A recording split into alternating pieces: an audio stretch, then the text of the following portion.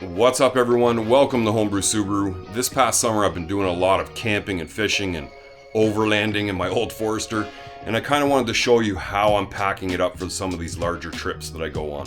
It was this season that I made the decision to remove the rear seat and build myself a little bed platform to sit a mattress on, and even though that hasn't changed up really the way that I pack it, it has created a lot more space for me to pack. Now, the rest of this video may seem a little bit more rushed than normal just because the sun was setting where I was filming and I was trying to get it all done before I ran out of light. So I'll leave a few links down in the description below, but let's jump right into it. Starting off, you got my fishing kayak that I purchased this year. This is the Pelican Catch Mode 110. I've made a bunch of videos accessorizing this thing. Next to it is, it's actually a gun case, and I believe it's a 56 or 58 inch gun case.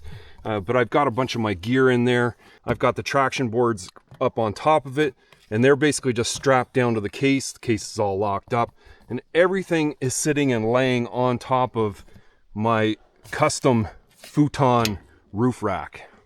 From back here, the Forester looks like it's sloped down to this side a little bit, so I'm going to take down the traction boards, put them underneath the right side tires, kind of level it out a little bit more. Now that those are in place, I'll go ahead and take the kayak down because my hatch door won't actually open all the way with the kayak on. All right, we're losing sunlight, so I better hurry things up a little bit. First, up here on the passenger side, sometimes I'll put the kayak cart here down on the floor, but most times it is just filled with my camera gear.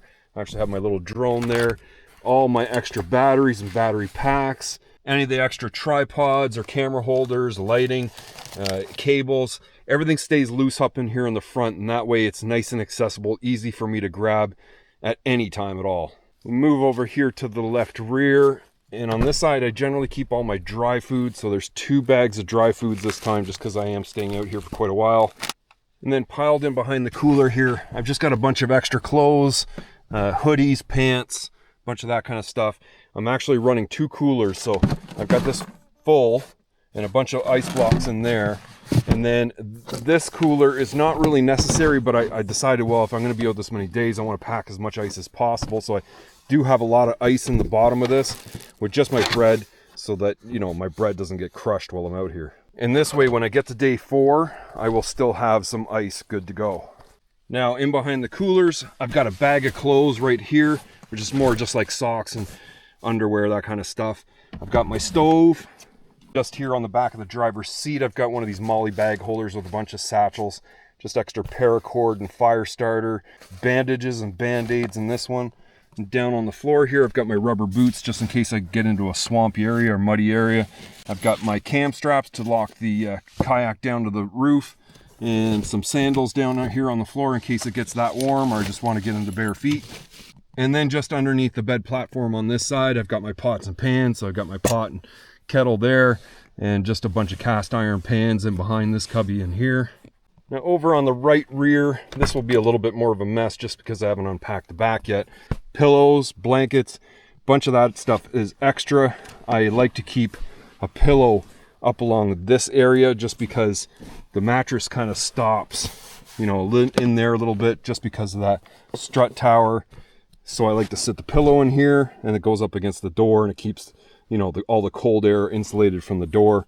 And then just underneath the bed platform, I've got my EcoFlow River 2. This is basically powering all of my adventures, recharges all my batteries, keeps the tablet and my phone recharged so I don't have to restart the vehicle at all.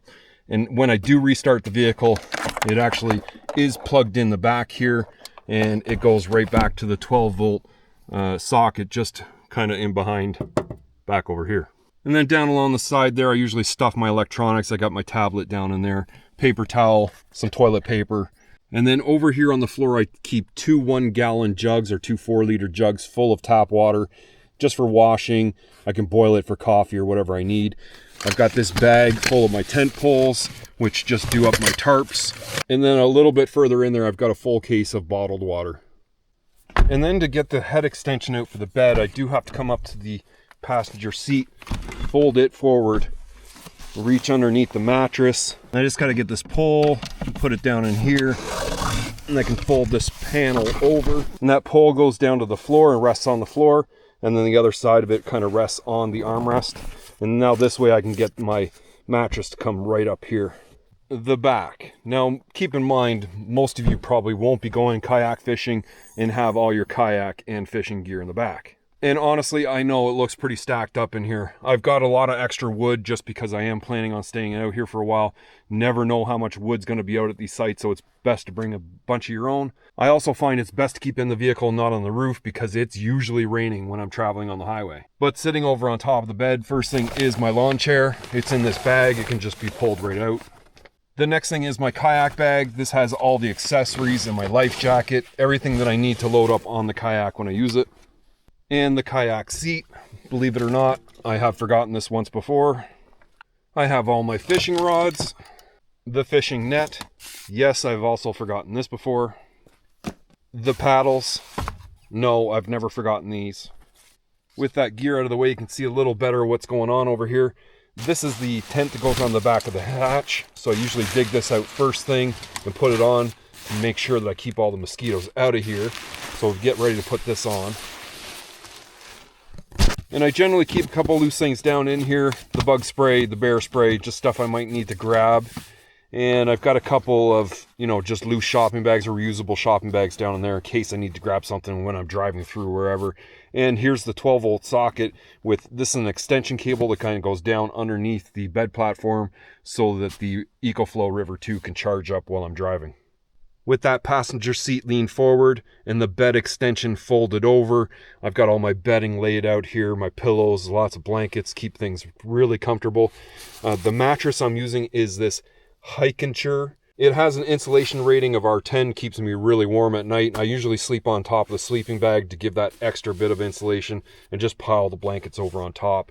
I have my tackle bag. This bag I bought, I don't know, like 25 years ago. I've had it for that long. It's not like fully loaded, but I keep all my kind of fishing gear and extra line and everything in there, and it just sits right there. And then this tote is filled with a bunch of camping gear. So inside of here, I'll keep my tent and a bunch of paper to start fire. I've actually got a life straw, extra butane for the stove and lighter, just a bunch of extra things that I usually take out with me. And I don't keep a lot in the doors, but I do have a couple things. I keep a flashlight right in the handle there, just so I can, if I need to get out in the middle of the night to use the washroom or whatever, I've got something there. And I don't keep much in the right front door, but I've got a dry bag there and the headlamp light, some mosquito netting, and in my glove box, I always sure to take my booster pack, just in case. And the driver's door, I don't keep much at all, but I do have, like, my camp knife is in here, and some hand sanitizer and some napkins and that sort of thing when I'm traveling along. And I'm almost out of light, but I don't want to fail to mention that I keep all of the sun visors and window covers underneath of the bed, and that way I can kind of just pull them out as I need them.